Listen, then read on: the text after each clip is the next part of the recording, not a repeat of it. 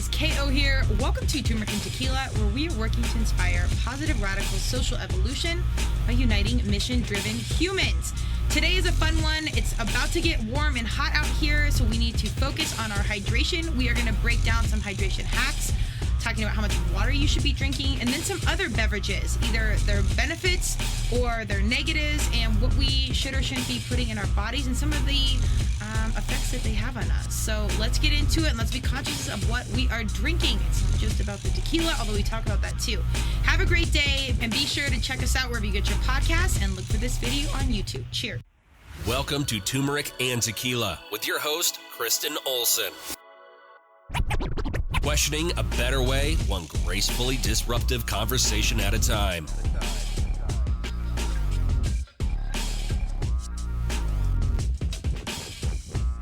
Hi guys, KO here. Welcome to Turmeric and Tequila. I'm excited to be with you here today. The summer is upon us. It's going to be hot out soon. As you know, or maybe you don't know, I am in Denver, Colorado, so we've been having a feast of rain, which is really good. I think we've broken moisture records thus far, which is good for our ground and our growth and our grass and all the things. However, I'm here for the sunshine. I don't want it to get too hot too fast, but we know as the heat increases, so do our hydration needs. So I wanted to do a quick podcast on some hydration hacks, but then also break down beverages, not just alcohol ones, but, you know, soda and, you know, natural, quote unquote, natural bubbly water, all those things, just so we can check in on, you know, what we're consuming through those beverages, whether it's sodium, salt, which is intentionally, or maybe it's just something extra that you're adding in, or you don't know that you're adding in. You know, electrolytes are important, or sugar or chemicals in general. Like, let's break down what we're drinking. I think our beverages are often overlooked, especially if they're not alcoholic beverages, on how, you know, calorically, you know, impacting they can be, and how much crap can really be in the stuff that we're drinking. So we are going to do a quick breakdown on different beverages that are good, some that are not so good. I'm going to give you a quick tool for suggested water intake. And a lot of this, you can get into the depth around, you know, water. Coffee's on here. You can get into coffee and mold. So I'm just going to kind of touch on a few of these, and then you can dig in further. I got this really great but straightforward and simple article from MyFitnessPal, and they called it the drinks that are worth the calories or not. I'm not super concerned in the calories. You know, if you are, that's fine. But we're just going to talk about and reveal what are the nutrients or positives of some beverages, common beverages, and then what are some of the negatives. And then I'm going to give you some suggested hacks on basically how to get more water in your life. Because at the end of the day, it's really just about drinking water and getting enough water. But yes, water can be boring. So how can we level that up so we are actually enticed outside of just kind of gutting through, you know, 100 ounces a day or whatever it is, just of plain old water. Although I've really grown to appreciate water. So, and as this heat comes in, you know, it really does intensify, especially if you are an athlete and you're sweating out there in the sun. You need so much more water just to maintain optimal hydration levels. And like for CrossFit, we're out there on the blacktop, and it's, you know, usually I feel like it's at least 10 degrees hotter than what is outside just on the blacktop. So you really got to pay attention to how you're hydrating and what you're doing. And that can get into like brain function and all kinds of stuff. But we're just going to scratch the surface today, and just know that you need more water. And then I'll give some links on some other things. You can get into the minutia around hydration and some other tips. Let's jump in here. This article says the next time you boil the kettle or reach into the refrigerator to quench your thirst, consider whether your go-to beverages are helping or hurting your health.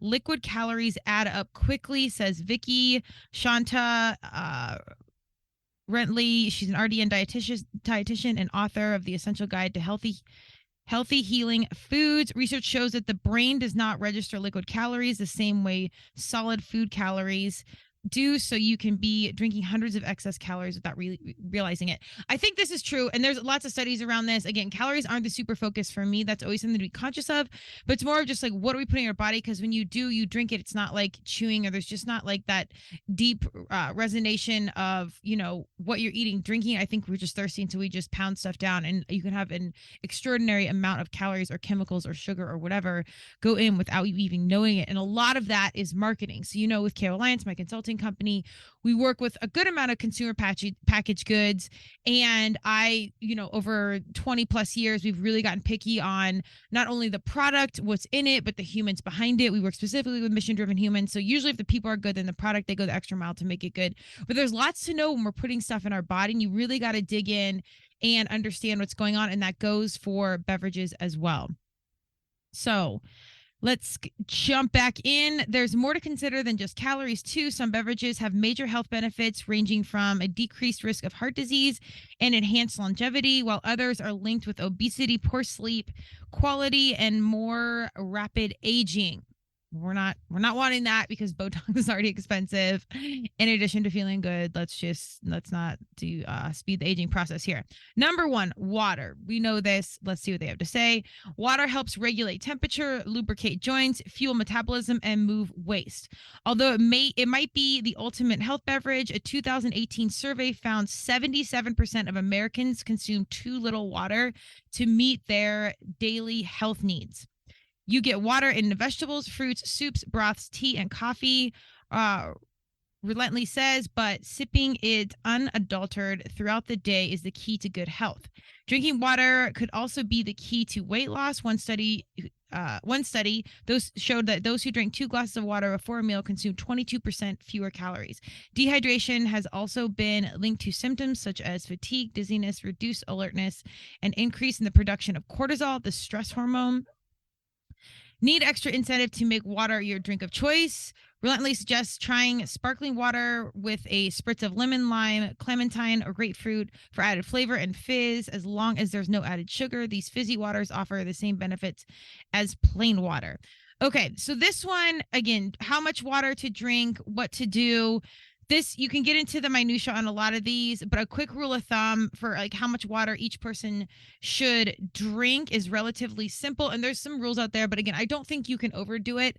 Well, you can, but for the majority of humans, you're not getting enough. So you don't need to fully worry about overdoing it. But as a general rule of thumb, you should try to drink between half an ounce and an ounce of water for each pound you weigh every day. For an example, if you weigh 200 pounds, it is recommended you drink 100 ounces of water if you are performing non-strenuous activities. So if you are performing more strenuous activities, I would add, if possible, about 50% to that.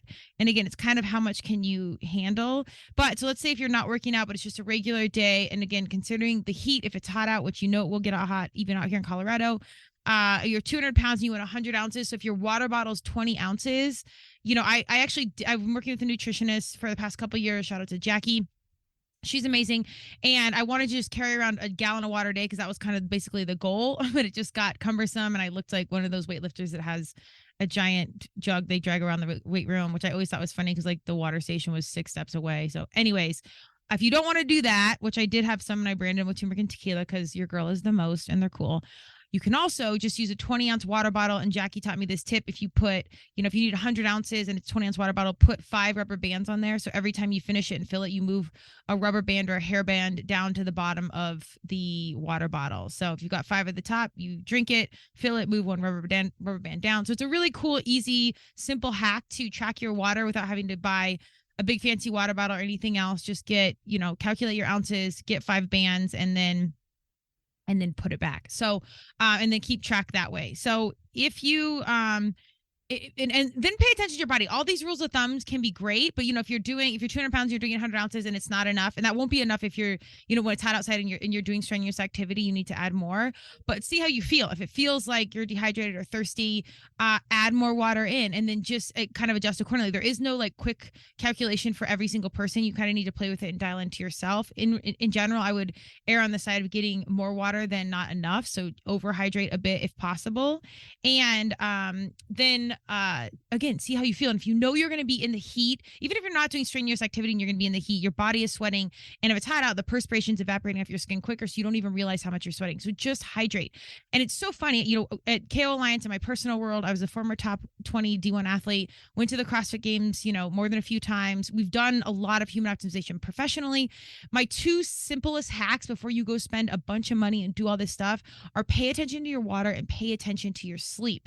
If you're hydrated and you're paying attention and you feel good, that will help, like what this article just said, with your metabolism and cortisol, your hormones, which then in turn, you know, that's also impacted with your sleep. If you're getting good sleep, your hormones are more at bay, you're getting deep sleep, XYZ, but you really do need that amount of water to help regulate that. The second, you know, the hormones start to get out of whack, then you can go down a rabbit hole, which I have, of, supplementation, or I haven't supplemented a ton with hormones, but trying to navigate around cortisol because of stress, and then stress around competing. And you just don't want to. So if you can take care of your hydration, that will be huge. And like, I agree with this study. I mean, it is science. It's saying if you drink 2 glasses of water, 22% ate fewer calories. Well, if you're an athlete, you're probably not trying to eat fewer calories, but you are hydrated, and then you are less hungry. Oftentimes when we're thirsty and dehydrated, it feels like hunger. So then we're eating, and not only are we adding additional calories we probably don't need, we're not hydrated. We're not getting to the root cause. So make sure you're getting that water. I do actually believe in just drinking even 8 ounces of water before you eat a meal. And I don't think I eat less food. I think I'm just fuller. So there's that. But, we're CrossFitters. We eat is what it is. I just think it's an easy way to get hydration. And then I drink a ton of water. I will say, do check, your water source is a big thing. I'm not here for the plastic bottles and all that, but if you can do, refill the giant jugs at your grocery store, and you go refill them yourself, and you have just a dispenser in your house. I use some water delivery services for a while, and every single one that I used was horrible. They would leave it outside, it'd get stolen. They would leave it one time it was glass, and then it froze because it was everything around it was just a kind of a nightmare. So I eventually just went on Amazon, bought a water dispenser that I think it's like a 6-gallon jug, and I dispensed it. I've had it now, knock on wood, for at least 4 or 5 years, and it's way cheaper that way. And then I just go fill my water each week. I even do it for my dogs, and that way I know where our water is coming from. In Denver and old houses where I live, we know we have lead pipes. So you never really want to be drinking water with lead pipes.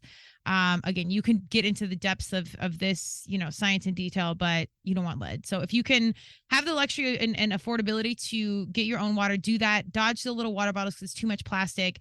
But the 6-gallon jugs are really easy, and they're smaller ones if that's too much to carry. If you are a fitness human, though, I actually think it's a really great practical, like, little fitness thing to move them in and out of your house and stuff like that. It's a little more annoying when it's cold, but control your water source, and then, get a ton of water. And that in turn will also help your sleep. So those two things, if you have nothing else, you can't afford all this other extra vitamins, proteins, blah, blah, blah, get your sleep dialed in, get your water dialed in. And I think those are two of the biggest hacks in the world. And you can listen to a bunch of athletes, especially the CrossFitters, that talk about all the hacks, and, they've got sponsors, they get free stuff. Most of them will talk about sleep and water. So control those two things and just drink enough water.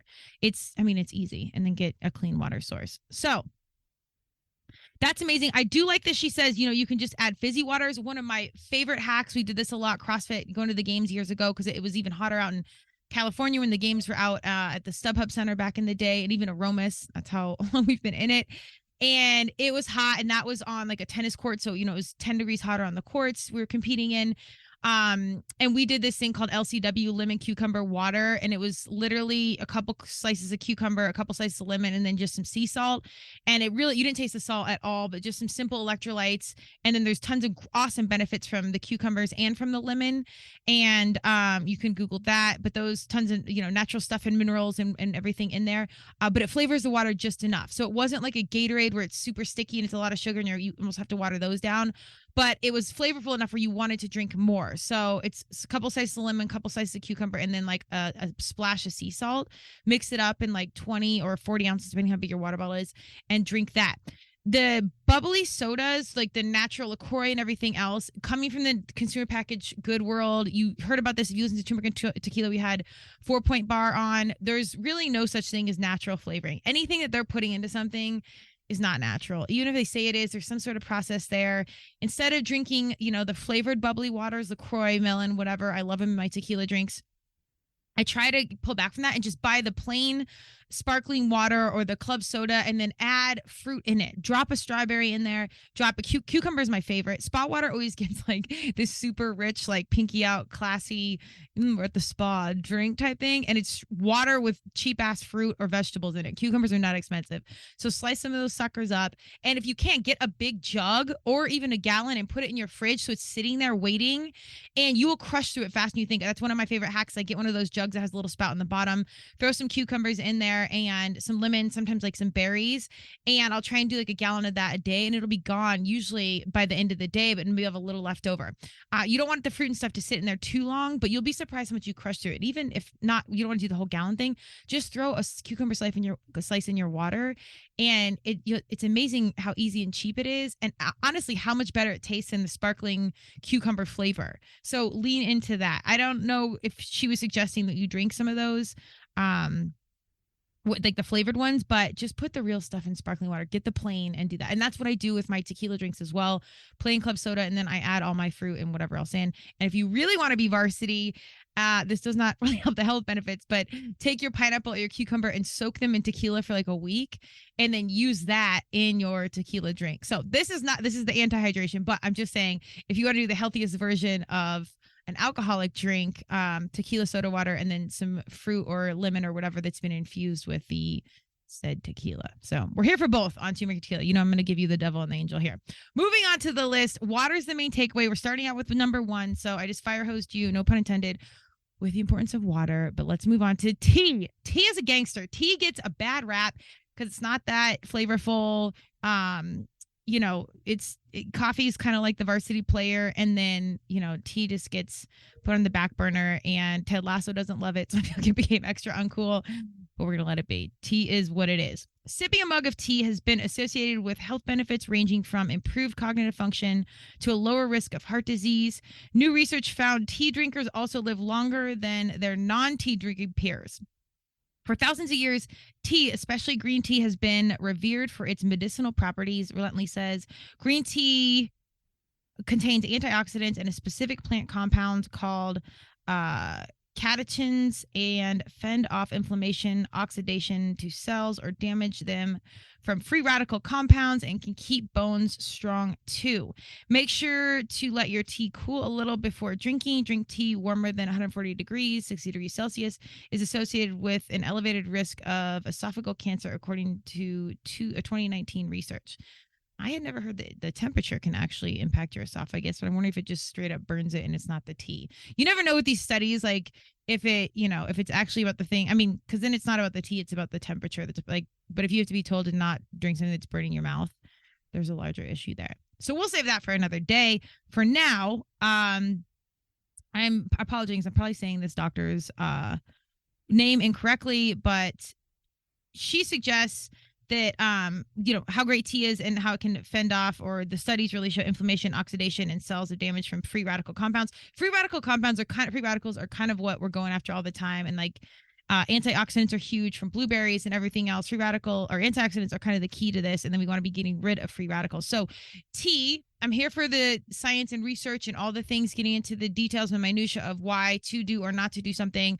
But I also lean on the fact that if certain civilizations have done something for millions of years or whatever it is, like a really long time, there's probably something to that, because outside of them not having, abilities to really fully or get, into the intricacy of academia and studying and science. And although there is some, history of some of that stuff, they did it, and then they passed on, things to each generation. And tea has been around forever. And you can then look at some of the commonalities of how their civilizations lived and thrived. I'm a fan of Blue Zones. They talk about like the 6 to 8 pillars of, how centurions, people to live to 100, like the 6 to 8 pillars that help them do that. And food and what you eat and is a huge piece of that, alongside community and purpose and some sort of spiritual belief. But for today, lean into tea. And there's a ton of great ways to doctor tea up in a good way. The same thing, you can do tea with some fruit. I've gotten all different teas. There's an awesome detox tea that I get that's like dandelion root and something basic. So after a long weekend, we definitely do a couple glasses of that. But you can get some that are flavored. Definitely watch the caffeine on these and read the label to make sure there's not a bunch of artificial sweeteners in them. A lot of them have that now. So try and just get really plain tea stuff. And you can even make your own for really, really cheap. The margin on tea is ridiculous, because the tea you can buy is cheap and they throw it in a bag, which is extra trash. But if you can just buy like a tea holder and then you fill it yourself, loose leaf tea is really inexpensive. You can get it from natural grocers or grocery stores, and you can buy just like basic stuff. And dandelion root and if that is something you want to do, I would Google best way to make your own teas. I can go on a tangent on that, but Find out what your needs are. You can say inflammation or better sleep or even bowel movements, whatever. There's a tea for everything. And my thing is, it's nice to have something delicious, but if you can kind of figure that out with your water and adding some fruit, whatever, if you have a glass of tea at night and it's not the most tasty thing, just gut it down. And I mean, you know how good it is for you. It's not that big of a deal to have, well, a cup of green tea in the morning, which does have caffeine, versus your coffee or every other day, or maybe even once a week, just working it in. I think it's an easy switch. It's not. I don't think we need to be too high maintenance on yummy stuff. Like, yes, we want to taste good, and we want to enjoy our food and all that. But if the health benefits are there, crush it down. And on the flip side of that, if you're probably a party animal, which I will say that I am because eternally in college, you will take a shot. Not every shot tastes great, and you just gut it down. I really feel like it's the exact same mentality. Like, you know what? Sit down, get the glass of tea down, and skip it. Let's not overthink this. It's for the health. Okay, number 3, coffee. Your morning cup of joe provides more than just a jolt of caffeine. Coffee has been associated with a range of health benefits, from a reduced risk of dementia and lowered rates of depression to a decreased risk of colorectal cancer. Drinking coffee instead of sugar-sweetened beverages also reduce the risk of type 2 diabetes. Coffee contains an array of polyphenols, which are antioxidant compounds that may be beneficial for overall health, Rutley explains. So, coffee. This one has kind of, you probably heard both sides of this. Coffee's good, coffee's not good, da da da da. I think coffee is good. I try and do 1 cup a day, and that's it.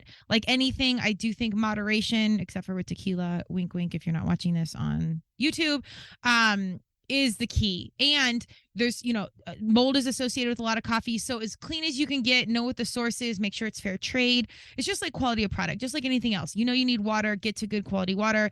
If you want to have coffee, great, get to good quality coffee, and ask some questions, read some labels. I do think it's worth spending a little bit more. And if you have time, you can do it at home and just get some really clean beans. Some are like Whole30 approved and whatever else. A lot of that's like a lot of the, stamps of approval that organizations pay for, that, it doesn't necessarily matter, but it helps sell things. So dig in and just read about the company that you're drinking and just try and get as clean, as minimally processed stuff as possible. And then just make sure there's no chemicals when they are processing it, and dig into the details. And I would say 1 cup a day. Coffee was a big thing in, a lot of the conversations I've read about life longevity. So I think coffee is delicious. I think it's one of the wonderful things we have in life that's not terrible for you. It's traditionally calorie free. The coffee drinks are major asterisks there. If you look at what's in Starbucks and some of these sugar drinks, it's pretty outrageous. I mean, they're like 1,000 to 2,000 calories for, a frappuccino with whip and whatever else and toffee chips. And it's it's literally like a Dairy Queen sundae. So breathe on those. Let's just, if you can't stick to the regular coffee, I'm here for indulgence. So if that's like your once a week thing or your treat, follow your heart. But go read the labels on what's in some of these sugar drinks and drink it as plain as possible if you can. I think in the caffeine, I like it in the morning as like a little morning workout buzz. I don't do any sort of pre-workout. And there's some studies about waiting at least 90 minutes after you wake up to then drink coffee and do caffeine. I had an awesome conversation with a health professional a couple podcasts ago, and she said that her number 1 suggestion for her would be to quit drinking coffee. So caffeine is a drug. Just read into it and then pay attention, just like the water, like how your body reacts to stuff. And lean in. I would say limit it to like a cup, maybe 2 a day. And then I would do green tea every other day. So that's my non-doctor suggestion. Here is can we say our favorite? Something we appreciate, but also in moderation: alcohol. A triple could help expand your life. I'm not sure what a triple is. New research linked moderate alcohol consumption with an increased likelihood of living to age 90. We're here for this on Turmeric and Tequila. Tell us more. Alcohol's link to longevity is still somewhat of a mystery, says Relentley. There's some theories that certain alcoholic beverages, such as red wine, contain plant compounds that may be cardio protective. Enjoying a drink may also alleviate stress. The health benefits are associated with drinking in moderation, which is 1 drink per day for women, 2 drinks a day for men. The research shows binge drinking was associated with a shorter lifespan. So I think this, like anything else, including exercise, really has to be moderation. I can't tell you how many times I've had to pull back from overtraining, like literally doing too much fitness because I had adrenal fatigue. That was putting my hormones out of whack. Like anything out of moderation really isn't going to serve you long term. So this in moderation. And this is why we started drinking tequila. And by we, I mean me, myself, and I, because it was the cleanest of all. And like my body just felt like the least worse of anything else. Like it just felt like a clean burn. And it was an upper. And there's some science that says it's the only upper. And some say it's not of all the alcohols, but we won't get into that. I just think it's the cleanest and I feel the least worse. And I like actually enjoy it at this point, but there's a point of diminishing returns. So I like that they mentioned it can be a stress reliever, but I do think this is a slippery slope. Do I think to come home at, at the end of the night or whatever it is, I don't like to be the routine person where it's like every night we're having a glass of wine type thing. But if you are, I do think that's like the baby boomer generation. No shade there. I just think that's, a lot of that. I see a lot of those patterns of behavior within that generation. That's great if you can just cut it off at one. That's kind of how my dad is. He's a longtime fitness human, masters champion, etc. CrossFit. That's good. I just think the psychology of thinking I need to relax and your go-to is alcohol is a slippery slope. So if you're good with one and your patterns of behavior, great. But if your immediate coping behavior is I'm kind of stressed, let's get a drink, that I think is a problem. My rule of thumb with alcohol is you're either having it to make the situation more fun, meaning like I'm going to be hype, whatever. You don't need alcohol to have fun. In fact, I think most people think I'm drunk all the time and I'm not at all. So that's a whole other podcast, but it's something like it's fun. You're with your friends, you're going out, it's fun. But like to sit home or drink because I'm sad or mad or whatever, that's a no for me because I don't want to do it, but I believe in practicing behaviors and your behaviors become your habits become your life, blah, blah, blah. And I don't like the psychology of like, this is what I do to heal. That's when you go write in a journal, go for a walk, have a conversation, do something else. So the why I think is really important around alcohol. My thing is if it's going to be a fun situation, it's more fun with it. I guess that could be controversial. That's great. It's a yes. Everything else is probably a no it is a no for me, definitively. So have that conversation with yourself and get clear. And I do think, and this also came up in blue zones where they studied the centurions, people to live to be 100. What they did in a glass of red wine a day was very common for these 100-year-old thriving humans. So just like the water, just like anything else, the coffee, go get, wine with less sulfites, as natural as possible, as organic as possible. There's some conversation around those labels, but my thing is lean into it. Get it as clean as possible as you can. I've seen some of those I think it's Vivo that takes the sulfites out. I've talked to a bunch of nutritionists and they said that's not true. So I don't know if you need to spend money on that. I just go for the cleanest, most organic wine out there. I'm not a huge wine drinker. Anything fermented really impacts my sleep. So that's another thing. If you are going to have a glass, I would do it at least 3 hours before bedtime, because then you're messing with one of the two important things, in my opinion, the sleep and the water. It does dehydrate you and it does impact your sleep. So if you are looking to get better sleep and get deeper, more quality sleep, the first thing I would suggest for anyone out there is to cut out alcohol for a minimum of 2 weeks, but see how much your sleep changes. And I wear a Whoop and a Fitbit. The second I have more than 2 drinks, I can see immediately on my both trackers that it had impacted my sleep. I have less deep sleep. The recovery is impacted. So it's like significant. So to me, alcohol really is like a treat. It's something you're going to sacrifice. You're going to budget for your time and recovery, knowing that like life is short. We got to have fun. We're going to do it, but there are costs with it, and that's okay. But you want to factor that in when you have, the time and energy to feel a little bit less productive the next day or have less sleep, or have a week ahead where within the week ahead, you can get some more sleep. So that's alcohol. Sugar laden coffee drinks. We kind of already talked about this, but they do like get into a little bit more detail, which is good. The vanilla latte or caramel macchiato that help get you through the afternoon slump could be wreaking havoc on your sleep. A 2020 study published in the Sleep Health found women who drank at least one high-calorie coffee drink per day reported poorer sleep quality compared to women who didn't report drinking any sugary coffee beverages. It's well known that caffeine is a stimulant and contributor to poor sleep, explains study co-author Deborah Rom Young, PhD director of behavioral research at Kaiser Permanente, Southern California. The combination of sugar and caffeine may alter circadian rhythms. The takeaway, if you're having trouble sleeping, ditch the sugary, high-calorie coffees that could ease insomnia. So this is big. If you're going to have coffee, have it in the morning, dodge all the sugars. There's actually some pretty good, impressive creamers out there now that have turmeric and different like mushrooms and reishis and turkey tail, like that. You can really get, I mean, they're getting into it on the coffee stuff, and that stuff is better and usually lower sugar. But man, I do like a dash of coconut milk, or Malk, MALK is my favorite almond milk. I froth that up. It tastes different than any other almond milk out there. If you don't like almond milk, go try Malk, MALK. It's awesome. It tastes like how almond extract smells because there's no guar gum, there's no garbage in it. But I would say ditch all these sugary drinks uh if you can entirely, like especially the caffeinated ones. And if you're drinking that after 3 p.m., even if you think caffeine doesn't affect you, it actually does. And if you want to prove it to yourself, go get one of these trackers. The Fitbit I actually got for free. You don't have to pay for anything to use it. Whoop is a little bit more expensive, but you can see the impacts for yourself, and it will really incentivize you to make better choices on what you're consuming, drink, food, whatever else, even social media, etc. I can show some stuff. Whoop has a new stress thing that they can measure so much data. So I would get rid of those. And if you like them, just try it down, get it down to once a week. And I got to say, not only is this like costly calorically and health wise, but financially, these suckers are like $6 to $8, and you're probably waiting in like a 15-minute line. So it's costing you time.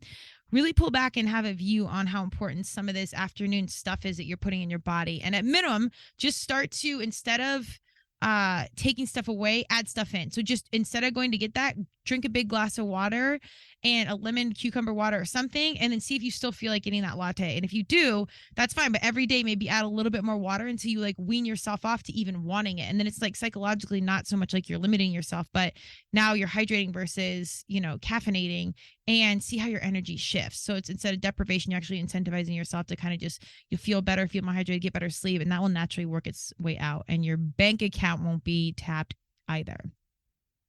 Let's get into juice. I'm not a huge juice fan, but let's talk about it. Fruit juice might contain vitamin C and potassium, but it's also chock full of sugar and often contains the same amount of calories as soda.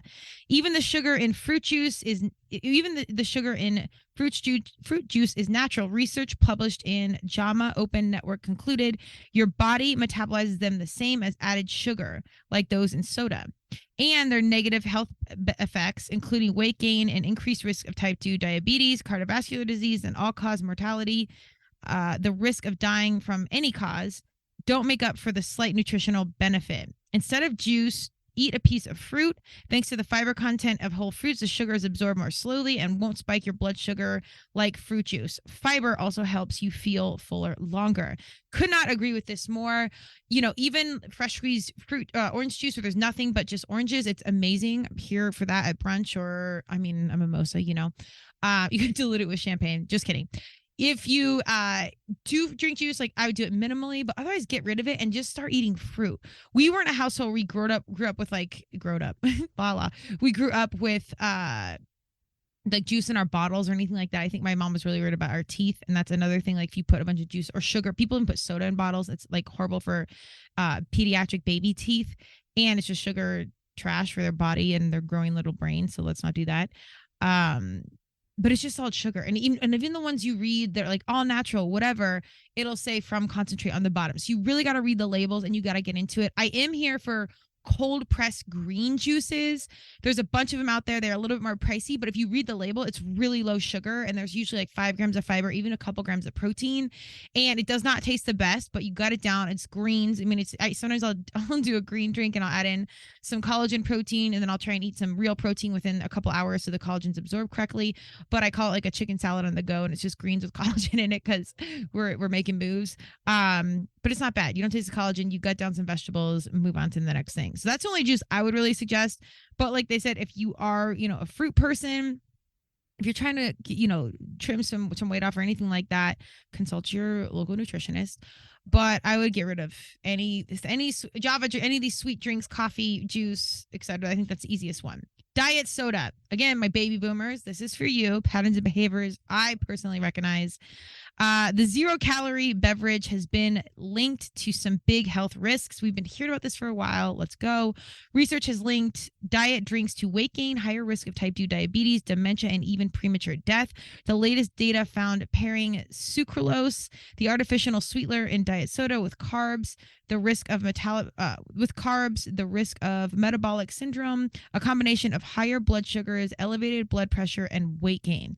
The downside of diet soda is that it's full of artificial artificial chemicals and coloring and devoid of any nutritional value. Relentlessly says some diet sodas contain sugar substitutes, also called polyols. Um, polyols, yeah, such as X Exatrol. I can't read it right now. We've definitely seen this before. Malatitrol and sorbitol. We've read all these. Again, people might think I'm drinking, but I'm not. We're just trying to run through the science here. From ferments, which ferment in the digestive tract and cause gas, bloating, and abdominal pain. Relentlessly warns that drinking too much diet soda might also diminish your water intake, leading to dehydration. So this is pretty big. It's funny because, again, diet culture was big. I feel like in the 80s, 90s, 2000s, we started to get out of it. Then it was just about not eating at all. But none of those are what we want to promote here on Tequila, Turmeric and Tequila. But diet soda, I don't feel like is very cool. Even when I go to McDonald's, literally once in a blue moon or get fast food, I will get a diet soda only because high C or anything else is just super sugary. Sometimes I'll get that. Depends on the mood. And again, this one's in a blue moon.